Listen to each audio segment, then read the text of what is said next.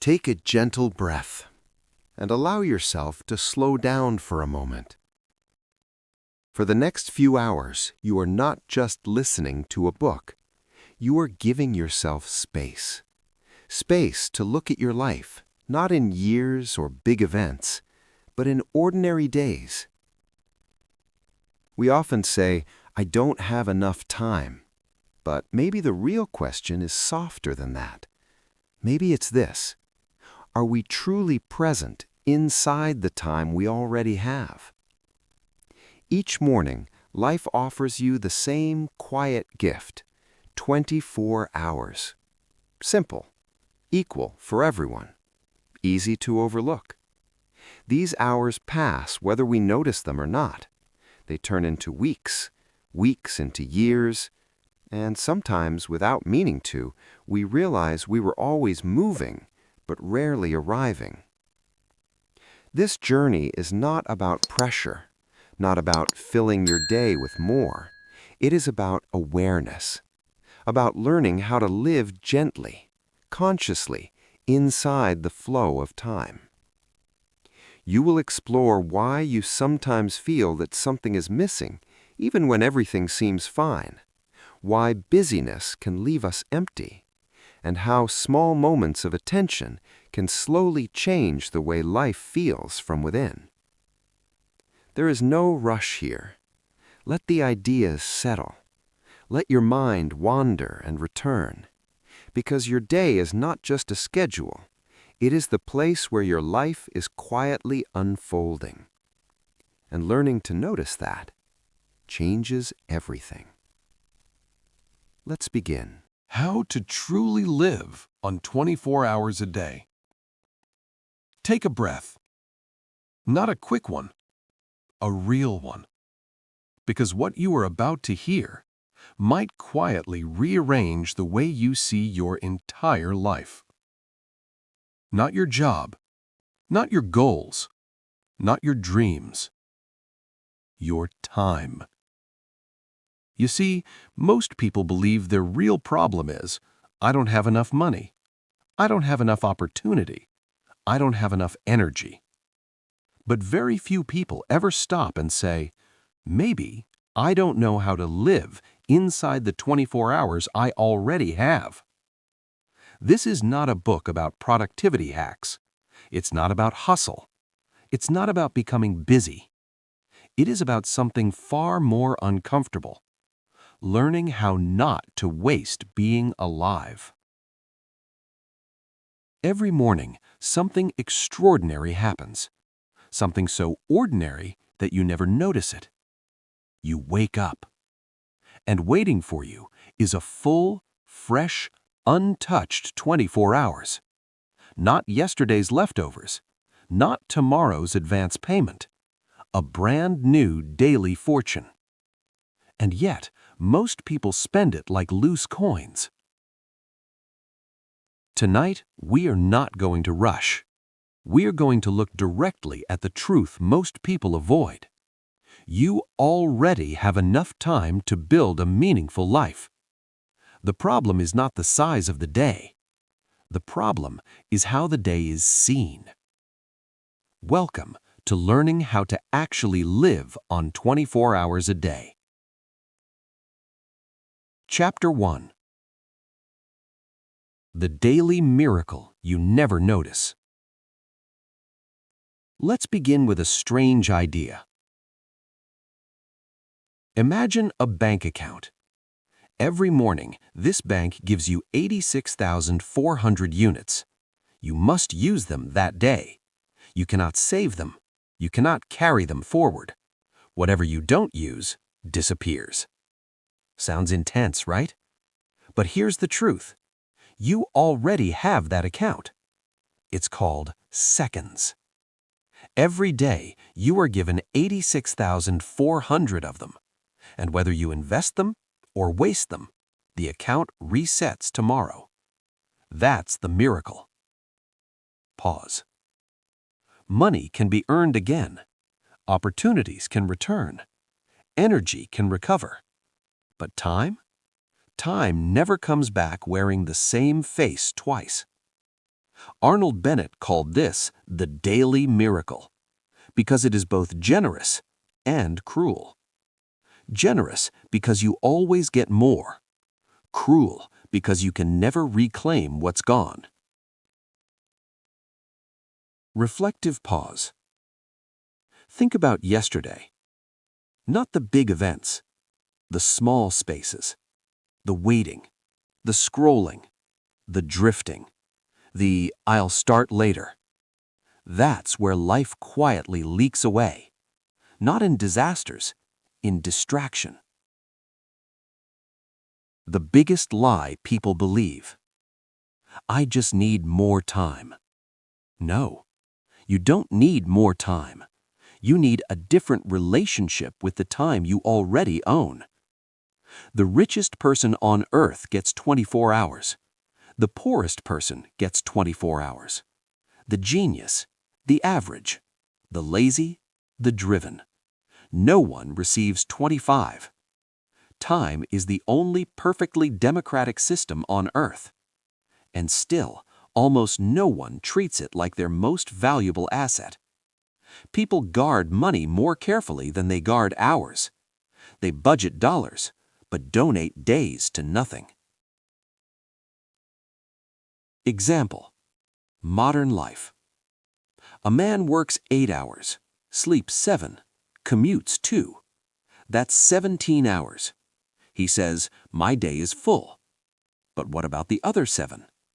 They disappear into random phone use, TV with no intention, half-focus conversations, emotional fatigue scrolling, and rest that doesn't restore. And then he says, "I don't have time to read. I don't have time to think. I don't have time to grow." He doesn't lack time. He lacks awareness of where his life is going. Tone shift. Gentle but firm. Here is a truth many people don't want. Most people are not tired from work. They are tired from living without intention. Mental drift exhausts more than focused effort. When your hours have no direction, life feels heavy. When your hours have meaning, energy appears from nowhere. The real question. The question is not, how do I do more? The real question is, how do I stop letting my life leak through unnoticed minutes? That's what this journey is about. Not speed, not pressure. Conscious living inside ordinary days. Closing thought of Chapter 1. Every day you are handed raw material. Not money, not success, not happiness. Time. And from that material, you must build health, knowledge, relationships, peace, growth, and purpose. No one else can do it for you. No system can automate it. The 24 hours will pass.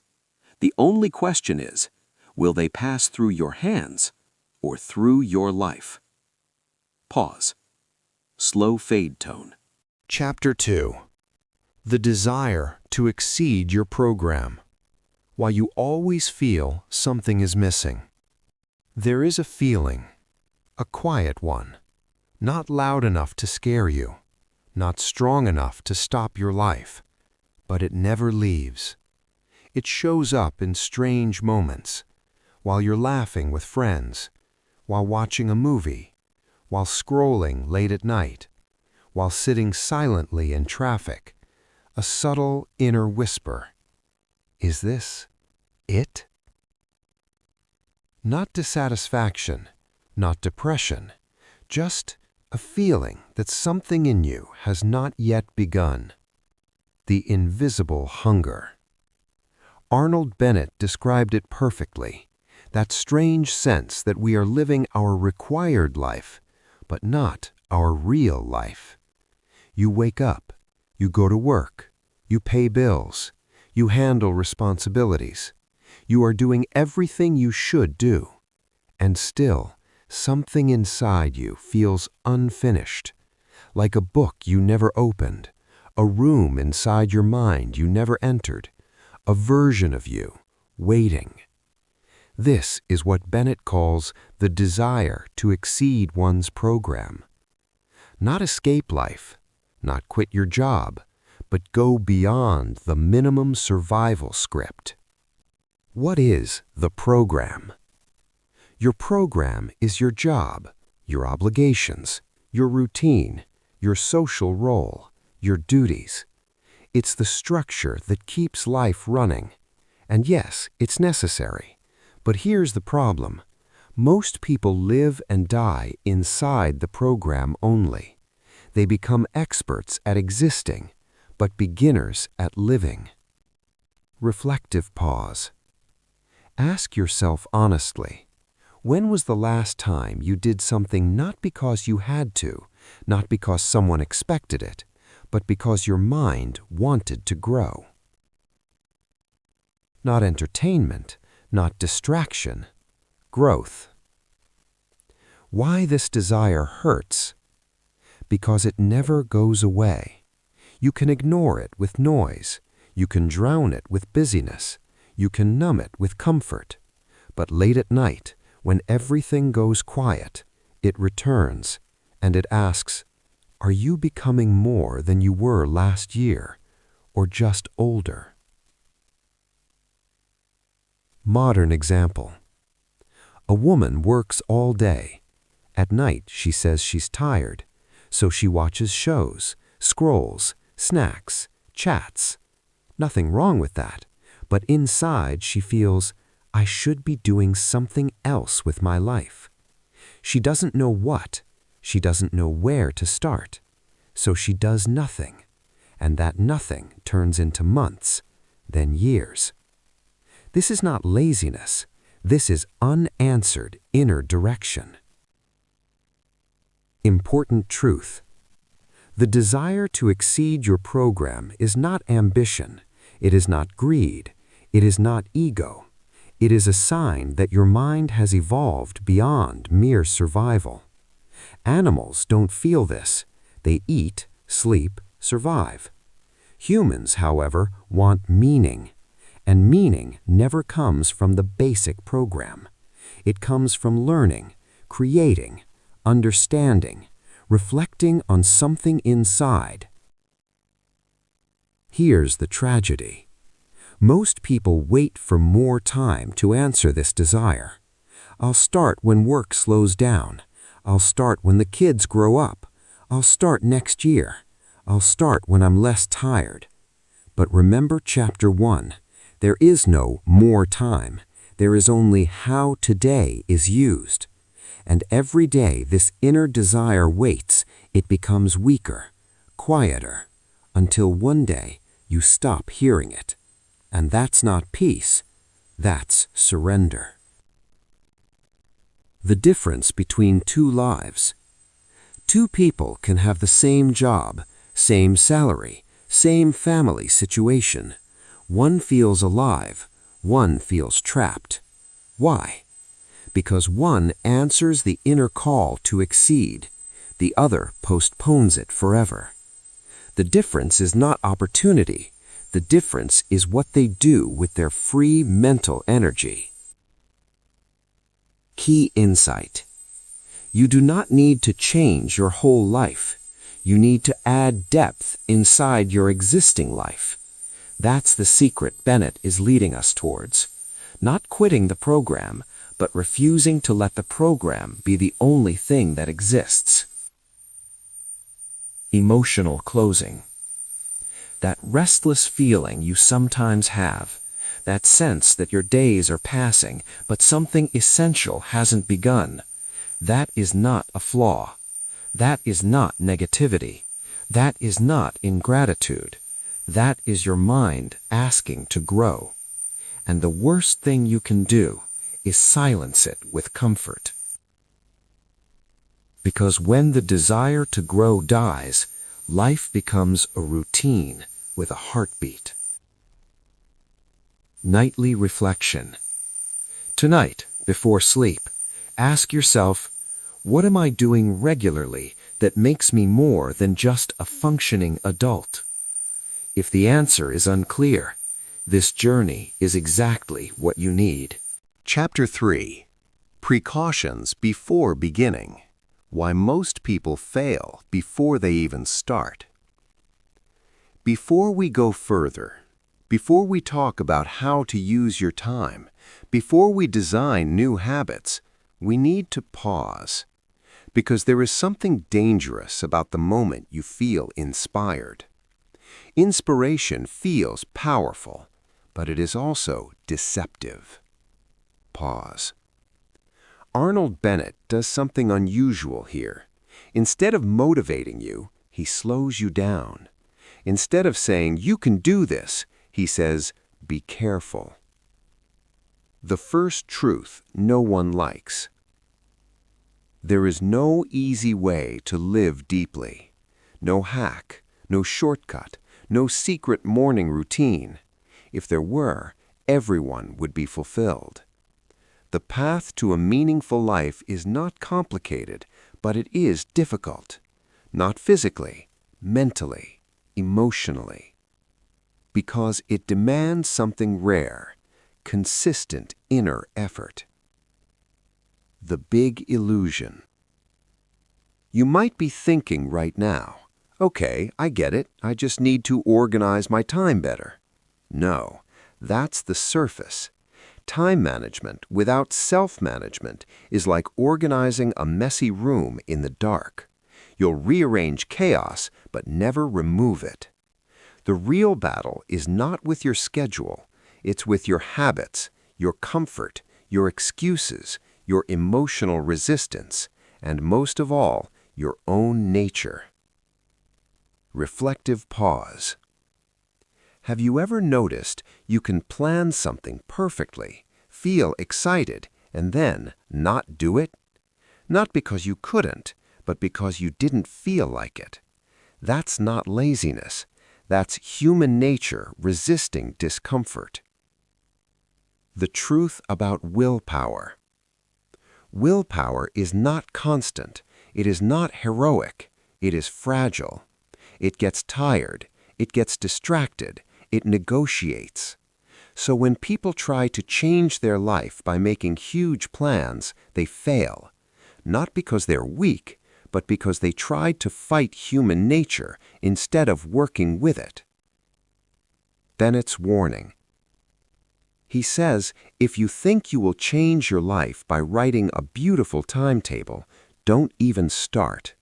Because life is not lived on paper. It is lived inside. Moods, fatigue, interruptions, emotions, unexpected events. And your plan will collide with reality every single day. Tone deepens. Here's the uncomfortable truth. To live fully inside 24 hours, you will have to give up something. Comfort, distraction, mindless ease. Growth always replaces something.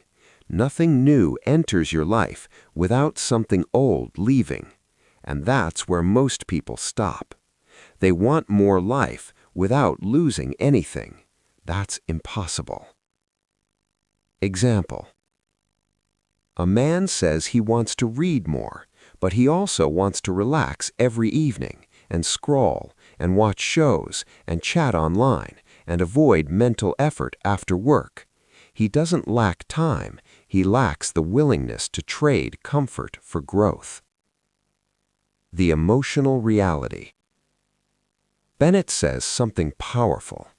If you are not ready for disappointment, do not begin. Why? Because you will fail some days. You will miss sessions. You will feel resistance. You will want to quit. And if you interpret that as, "I can't do this," you will return to your old life permanently. Key insight. Small success builds confidence. Big, ambitious failure destroys it. So Bennett says, start tiny. So small it feels almost unimportant. Why? Because the goal at the beginning is not transformation, it is self-trust. You must prove to yourself, I can keep a promise to myself. That's the foundation of all growth. Gentle shift. He compares it to jumping into cold water. You stand at the edge, thinking, preparing, analyzing, but the only way in is to jump. There is no perfect moment. There is no better day next week. The water will not get warmer. Life will not become easier. You begin in the middle of your imperfect life. The beautiful part. And here is something hopeful. You can start again any hour. Time does not punish you. Every day gives you a new beginning. You cannot waste tomorrow in advance. You can only waste now. And you can choose differently right now. Closing tone. So, before we go further, decide something. Not loudly, not emotionally, quietly, realistically. Are you willing to give up a little comfort in exchange for a deeper life? Not everything, just a little. Because if the answer is no, nothing ahead will work. But if the answer is yes, even softly, then you are ready. Closing reflection. You don't need motivation. You need patience, small steps, acceptance of imperfection, and persistence after failure. This is not about changing your life in a week. This is about changing your relationship with your days, and that changes everything. Most people believe their problem is a lack of time, but that is not the real trouble. The real trouble is something far more subtle, so subtle that it hides in plain sight. It is an attitude, a way of seeing the day, a belief so normal that no one questions it. The belief that your real day is the hours you work, and everything else is just extra. Think about it. From the moment you wake up, your mind is already leaning toward work. The morning is just preparation. The evening is recovery. The weekend is escape. Work becomes the center. Life becomes the margin. And here is the quiet tragedy.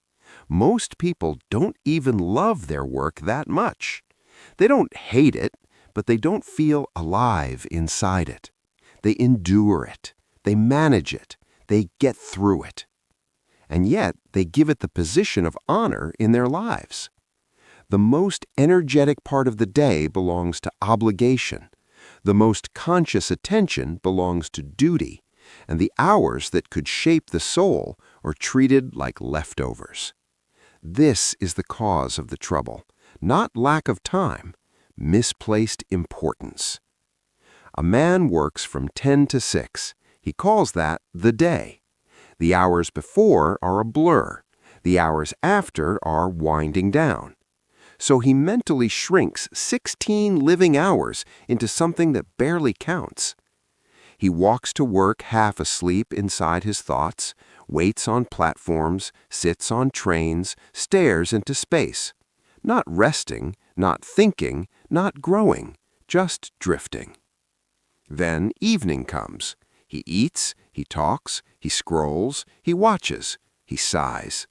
He says he is tired, but from what? Often not from real effort, but from mental passivity. When the mind is not engaged with purpose, it feels heavy, dull, unmotivated. He believes his energy is gone because the day is over. But the truth is, his real day never started. There's an invisible mistake happening. He gives the best place in his life to the part he only wants to finish, and gives the smallest place to the part that could make him feel alive. Imagine building a house and decorating the storage room while leaving the living room empty. That is how most people live. Their job is necessary, yes, but it is not the whole of existence. Yet mentally they crown it king. Everything else becomes background noise. And when background time is treated like background life, growth disappears quietly. Here is the shift that changes everything. The day inside the day. Your real life, the life that grows you, shapes you, expands you, does not live only inside your job. It lives in the hours around it. The morning, the commute, the evening, the quiet spaces. These hours are not scraps. They are the territory of your mind, your character, your development. When you stop treating them as leftovers, something changes. Energy appears. Because meaning creates energy. You don't get energy first and meaning later. You choose meaning, and energy follows. This is why two people with the same job can live completely different lives. One drifts through non-work hours waiting for distraction. The other uses those same hours to grow, think, build, learn, reflect. Outwardly, they look identical. Inwardly, they're moving in opposite directions. One life is shrinking into routine. The other is expanding inside the same schedule. Nothing external changed, only the attitude toward the rest of the day. The problem was never the job. The problem was believing the job is the center of existence and everything else is secondary. When work becomes the only serious part of life, life becomes small. When growth hours become sacred, life becomes wide. The trouble is not that your day is full. The trouble is that you have never claimed the larger part of your day as truly yours. And until you do, the hours will keep passing, and life will feel like something that happens in between obligations, instead of something you are consciously living. The first step is not dramatic. It is not exciting. It does not look like life transformation. In fact, if someone watched you, they might not even notice anything changed. And that is exactly why it works. Most people fail because they try to redesign their entire life in one burst of enthusiasm. They create big plans, strict schedules, ambitious routines. And within days, life pushes back. Fatigue arrives. Work becomes heavier. Mood drops. Unexpected things happen. The plan collapses. Confidence collapses with it. So Bennett does something intelligent. He lowers the starting point. Not because you are incapable, but because your nature must be respected. You are not a machine. You are not a robot who executes decisions perfectly. You are a human being with changing emotions, energy levels, distractions, and resistance. So the beginning must be small enough to survive your own nature. The idea is simple. Do not try to conquer the day. Claim a small piece of it. A piece so small your mind cannot convincingly argue against it. An hour? Too big for many people. 30 minutes? Still a battle. Start with something almost modest, but make it intentional. This time is not for drifting, not for entertainment, not for passive rest. This time is for mental living. Reading with attention, thinking deeply, learning something that stretches you, writing thoughts, reflecting on life. This is not about productivity. It is about feeding the part of you that feels unfinished. And here's the important part. Do not attach heroism to it. Do not say, from now on I will become a new person. Say instead, each day I will protect this small space. Nothing more. Because the goal at this stage is not visible results. It is identity shift. You stop being someone who has no time. You become someone who deliberately uses a piece of life. That changes how you see yourself, and how you see yourself changes what you are capable of. There will be resistance. Your mind will say, not today. I'm too tired. I deserve a break. I'll start tomorrow. That voice is not evil. It is the voice of comfort trying to keep things familiar. You do not fight it with anger. You respond with quiet firmness. Just this small time. Not a life overhaul. Not perfection. Just this. And something interesting happens. When you use a small part of the day with intention, the rest of the day begins to feel different. You walk differently. You think differently. You feel less like life is slipping past you. Because now, at least once a day, you are not just existing, you are directing. This is the true beginning. Not motivation, not big goals. A modest daily appointment with your own growth. Protected, respected, repeated. Days pass, then weeks, and slowly, without drama, you become a person who lives inside their time instead of being carried by it. That is how real change starts. Quietly, almost invisibly, but powerfully. You have claimed a small part of the day, a protected space, a quiet appointment with yourself. Now comes the important question. What do you do inside that time? Because not every activity nourishes the mind, and not everything that feels relaxing actually restores you. There is a difference between mental stimulation and mental growth. Much of modern life gives stimulation.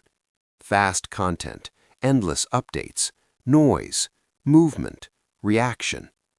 But growth is slower, deeper, quieter, and at first more demanding.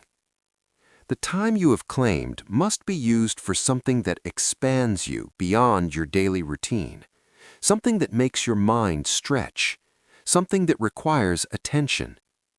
Reading serious books is one of the best tools. Not reading to finish pages, not reading to say, "I read this," but reading like a conversation with another mind. Slowly, pausing, thinking, letting ideas challenge you. Most people read the way they scroll. Quick, surface level, forgettable. That does not change a life. Deep reading does. When you sit with a powerful idea and truly try to understand it, you are building mental strength, just like lifting weight builds muscle. It may feel tiring at first because you are not used to sustained focus, but that discomfort is growth beginning. And it is not limited to books. You can reflect on your own life. Think about your reactions, your habits, your fears, your decisions. Most people live years without ever sitting quietly and examining their own mind. They experience life without understanding themselves. Your small daily space is where awareness is built. You begin to notice patterns, why you procrastinate, why you get irritated, why certain things drain you, why certain things give energy. This awareness is power, because you cannot change what you do not see. There is also learning, not for career only, for your mind, history, philosophy, psychology, art, human behavior. These subjects widen your world. Your problems become smaller when your understanding becomes larger. A person whose mind never grows feels trapped inside immediate life, but a person who feeds their mind lives in a bigger inner world, and that inner world changes how outer life feels. The goal of this time is not achievement, it is development. You are not trying to impress anyone. You are not building a resume. You are building depth. And depth brings a quiet confidence, because you know you are not wasting your existence. At first, this time may feel difficult. Your mind may wander. You may feel restless. That is normal. You are retraining attention. Modern life has trained you to jump from thing to thing. Now you are asking the mind to stay, to look, to think. That is a skill, and like all skills, it grows with practice. Do not judge early sessions. Do not say, "I'm not good at this." You are not supposed to be good. You are supposed to begin. Over time, something beautiful happens. This daily mental nourishment starts influencing the rest of your hours. You become more thoughtful in conversations, more patient, less reactive, more aware of choices, because you are no longer living only on the surface. You are living from a deeper place. And when that happens, even ordinary days start to feel meaningful, not because your circumstances changed, but because you changed the way you meet them. That is the real purpose of the time you have claimed, not to escape life, but to grow large enough inside to truly live it. At the beginning, everything feels new. You are aware. You are intentional. You feel like you are finally taking control. But then, something happens. Days repeat. Energy drops. Enthusiasm fades. And the small daily practice that once felt meaningful starts to feel ordinary. This is the stage where most people stop. Not because the method failed, but because the mind expected excitement instead of discipline. We live in a world addicted to stimulation. We want change to feel dramatic. We want growth to feel inspiring. But real growth feels normal. Repetition is not a sign that nothing is happening. Repetition is how change becomes part of you. Think about brushing your teeth. You do not get motivated. You do not feel inspired. You just do it. And because you do it consistently, the result is automatic health. Mental growth works the same way. The danger comes when you say, "I don't feel like it today," because feelings are weather. They change every day. If your actions depend on mood, your life will be unstable. The purpose of the small daily session was never to entertain you. It was to build structure inside your day. Structure creates freedom. Without structure, time dissolves into impulse. You might think skipping one day is harmless, and sometimes it is. But the real damage is not lost time. It is the message you send to yourself. My commitment depends on how I feel. Repeat that message enough times and your self-trust weakens. And once self-trust weakens, big dreams become impossible. Here's something important. Boredom is not the enemy. Boredom is a doorway. When you sit with an activity after the novelty has gone, you meet resistance. And behind that resistance is deeper focus. Most people never reach depth because they quit at the first wave of dullness. But dullness is the surface layer of meaningful effort. Push gently through it and something shifts. Your attention stabilizes, your mind settles, your thinking becomes clearer. This is where real mental strength forms. The early days were emotional. These days are structural. Now you're not acting from excitement, you're acting from decision, and that's a higher level of living. Because a life directed only by feelings moves in circles. A life directed by chosen habits moves forward. There will be days when your session feels dry. Nothing profound happens, no big insight, no dramatic shift. Still, it matters, because you're showing up. And showing up, especially when it feels ordinary, is how identity changes. You are no longer someone trying something new. You are someone who does this. That quiet sentence changes a person's future. Do not look for constant emotional reward. Look for quiet accumulation. One day of reading may not change you. One week of reflection may not show results. But months of consistent inner work create a mind that is deeper, steadier, and stronger. And one day you'll notice something surprising. A situation that once overwhelmed you no longer does. A decision that once confused you feels clearer. A reaction that once controlled you is now observed calmly.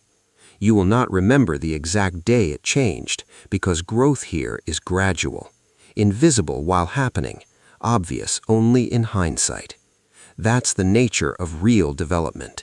It's built in ordinary days through actions that don't look heroic, but slowly reshape who you are. So when the practice feels plain, good. You're past the excitement stage. You are now in the transformation stage. And this is where most people never stay long enough to discover what they could become. At some point, something subtle begins to happen. You don't announce it. No one congratulates you. There is no dramatic moment. But life starts to feel different. Not because your schedule changed, not because your job changed, because you changed. The daily time you protected for growth was never isolated from the rest of your life. It was quietly reshaping the way you enter every situation. Before, you reacted quickly. Now, there is a pause. Before, small problems felt heavy. Now, you see them in context. Before, conversations were automatic. Now, you listen more deeply. Inner development does not stay inside. It leaks into everything. You become less rushed mentally, even when busy. Less easily offended, even when challenged. Less dependent on constant distraction because your mind has somewhere deeper to stand. And people notice, even if they can't explain it. You seem calmer, more thoughtful, more present. This is one of the hidden rewards of using time consciously. You stop living only at the surface of events. You live from an inner center. And when a person lives from a center, life stops pushing them around so easily. Work changes too. Not the tasks, but your relationship to them. When your whole identity is tied to your job, every difficulty feels personal. Every failure feels like a threat to your worth. But when you have an inner life that grows beyond work, your job becomes part of life, not the definition of your existence. This gives freedom. You still care, you still try, but you are not trapped inside it emotionally. Your mind has space. Relationships deepen because growth makes you more aware of others. You start noticing how people feel, not just what they say. You react less from ego, more from understanding. And something surprising happens. When you stop being completely absorbed in yourself, you become more interesting to others. Not because you try, but because depth attracts depth. Even difficulties begin to change meaning. Challenges stop feeling like interruptions to life. They become part of the material you grow from. Because your daily practice trained you to think, reflect, and observe instead of only reacting. You start asking, what is this teaching me? Instead of only, why is this happening to me? That question alone transforms experience. This is why the small daily investment was so powerful. It did not just fill time, it built an inner structure. And with that structure, life feels less chaotic. You begin to experience something rare, a sense that your days are connected, that you are not just passing through time, you are building something within it. And this creates quiet satisfaction. Not loud happiness, not constant excitement, but a steady feeling that your existence is not being wasted. You still rest, you still enjoy simple things, but now enjoyment is cleaner because it is not escape, it is choice. You are no longer running from emptiness, you are living from fullness. And all of it started with something that looked almost too small to matter. A daily decision to use part of your 24 hours for the growth of your mind and character. That is how a person slowly moves from merely having time to truly living inside it. At the end of all this, nothing about the world has changed. The sun still rises, people still hurry, work still exists, responsibilities remain. Your day is still 24 hours. And yet, everything is different. Because the problem was never the size of the day. It was the way the day passed through you. Before, time carried you. Now, you meet time consciously. Before, hours slipped away unnoticed. Now, at least part of each day belongs deliberately to your growth, and that changes how life feels at its core. There is a quiet dignity in using time well, not in a dramatic, impressive way, but in a steady, self-respecting way. You wake up knowing this day will not be entirely lost in routine. Somewhere inside it, there is space for your mind, your awareness, your development. That knowledge brings calm. You are no longer secretly afraid that life is passing without you. You are participating. Not perfectly, not every hour, but regularly, and that is enough. You will still have ordinary days, days where nothing special happens, days where you feel tired, days where you do only the minimum. But even then, there is a difference, because you know how to return. You know how to take back a piece of time and make it meaningful again. That ability is freedom. Freedom is not having no obligations. Freedom is knowing you are not entirely owned by them. You have an inner territory that is yours, built day by day, protected in small ways. And in that territory, your mind grows, your perspective widens, your life deepens. This is not a method for becoming famous, not a system for getting rich quickly. It is something quieter and far more powerful. It is a way to avoid the great tragedy of reaching the end of life and realizing you were always busy, but rarely truly alive. The miracle of the daily 24 hours never stopped happening. You simply learned to notice it, to respect it, to use a portion of it for what truly matters, and that is enough to change a life. Not in noise, not in spectacle, but in depth. And depth, lived consistently, turns ordinary time into a meaningful existence. The day is still 24 hours, but now it is yours. There is something quietly powerful about a person who understands their days. They do not rush differently. They do not speak louder. They do not appear extraordinary from the outside. But inside, their relationship with life has changed. They no longer treat time as something to get through. They treat it as material, raw material, like clay in the hands of a sculptor. Each day arrives shapeless, and most people let it harden in the shape of habit, reaction, and distraction.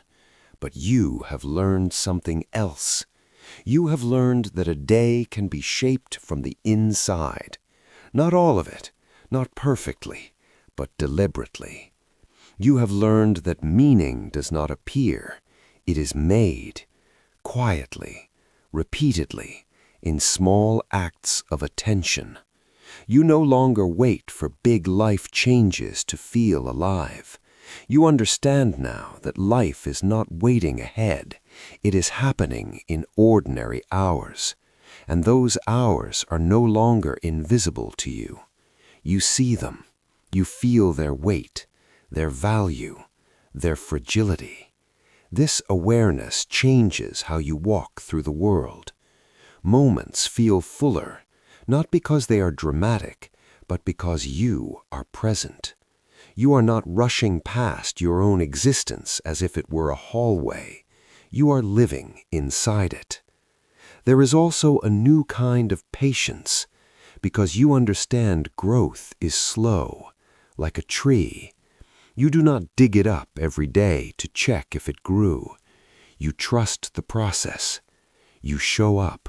You give attention, and you allow time to do its quiet work. That trust brings peace. You are no longer desperate for quick transformation. You are engaged in lifelong development, and that is a calmer way to live. There will still be noise in the world, urgency, distraction, endless demands on attention, but now you have an anchor, a daily return to yourself, a space where you think, reflect, and grow. That space becomes your center, and when a person has a center, life's movements feel less chaotic.